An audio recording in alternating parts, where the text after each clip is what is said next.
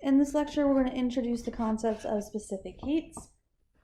There are three properties related to specific internal energy and specific enthalpy that have important applications, and these are your specific heats at constant volume, your specific heat at constant pressure, and your specific heat ratio.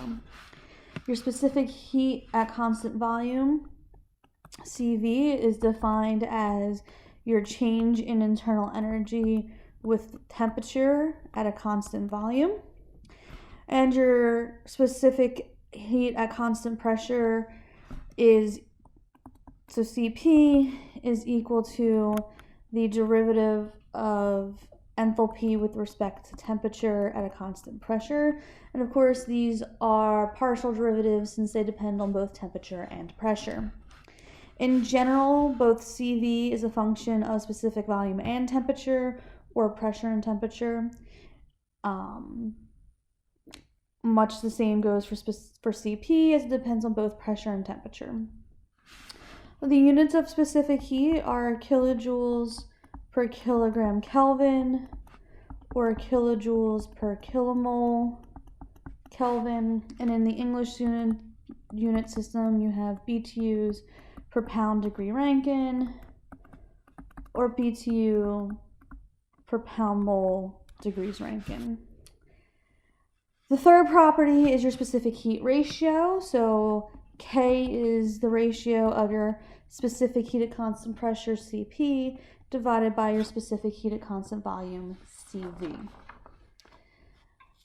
Why am I introducing these? Well, we're going to use them to figure out properties of incompressible substances and eventually ideal gases.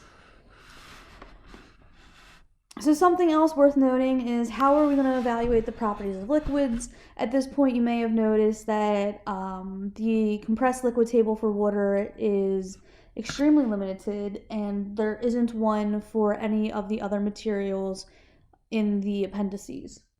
Why is that? Well, that is because you can approximate your specific volume and your specific internal energy of a compressed liquid as approximately that of your saturated liquid.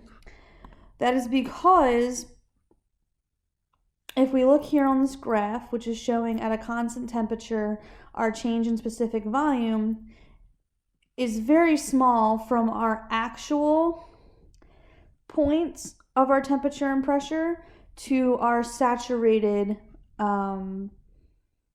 specific volume at the same temperature. So there's a small difference in pressure that occurs, but the value of our property doesn't change that much. So if you were looking for a property of a compressed liquid, whether it is water or R22, how do you find it? Well, you approximate it as a saturated liquid at your given temperature. You can also get an approximate value for your specific enthalpy. If we take a look, our specific enthalpy as a function of temperature and pressure can be approximated as our internal energy at our given temperature, pressure plus our pressure times our specific volume at our given temperature. Well, another way of saying that is this is approximately our enthalpy of saturated liquid plus our specific volume of saturated liquid at our given temperature times the difference between the pressure we are given and our saturated pressure at our given temperature. Typically, this is small by comparison, so you can also approximate your enthalpy as your saturated liquid enthalpy. So how do we model incompressible substances? Well, for an incompressible substance, such as liquid water, our specific volume is equal to a constant, much like we are saying, well, the change from what I want to what I can easily get from a table is very small. So since my change in specific volume is pretty much constant, And my internal energy is going to be a function of temperature only. Since my internal energy is a function of temperature only, my specific heat now becomes an exact derivative instead of a partial derivative. And the same goes, and additionally, my specific heat of constant volume is equal to my specific heat of constant pressure, which we just call C. The specific heat for some common liquids and solids is given in table A19. So if I wanted to find the change in internal energy for an incompressible substance, what would I do? Well, I know if I were to integrate, I would find that my change in internal energy is equal to the integral from T1 to T2 of my specific heat times dt. And my change in enthalpy would be equal to my change in internal energy plus my specific volume times my change in pressure, which is going to be equal to my integral from 1 to 2 of Cp of t dt, not Cp, sorry, C of t, plus my specific volume times my change in pressure. If our specific heat is constant, the above integrals become my change in internal energy is equal to my specific heat times my change in temperature, and my change in enthalpy becomes equal to my specific heat times my change in temperature plus my specific volume times my change in pressure, which again, this is typically small.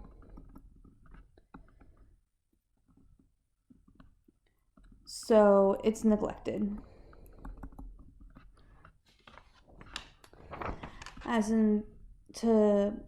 To gain a better understanding, we'll go over a quick example. We have 1/10 of a milliliter of cooking oil placed in a chamber of constant volume filled with sufficient oxygen to burn everything completely. We immerse the chamber in a water bath. The mass of the water in the bath is 2.5 kilograms. For the purpose of what we are doing, all of the metal parts in the apparatus can be approximated as additional 0.5 kilograms of water. The whole system is well insulated, and the initial temperature is 25 degrees Celsius. The oil is ignited by a spark, and when equilibrium is reached, the temperature is 25.3 degrees Celsius.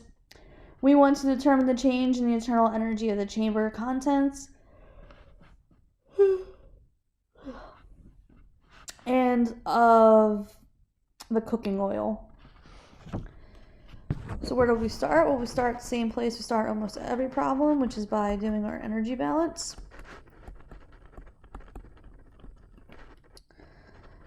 Which is our change in internal energy plus our change in kinetic energy plus our change in potential energy is equal to our heat minus our work. Well, there's no change in kinetic, there's no change in potential, there's no heat because it's well insulated, and there's no work because there are no moving parts and nothing expands. So our change in internal energy, which is equal to the change in internal energy of our contents, but the change in internal energy of our water is equal to 0. We're going to model water as incompressible.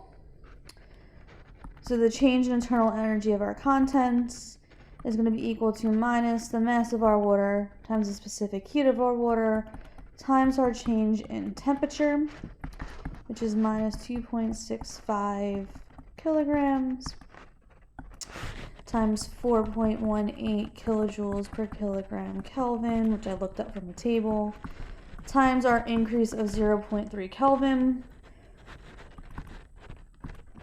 which is equal to minus 3.32 kilojoules.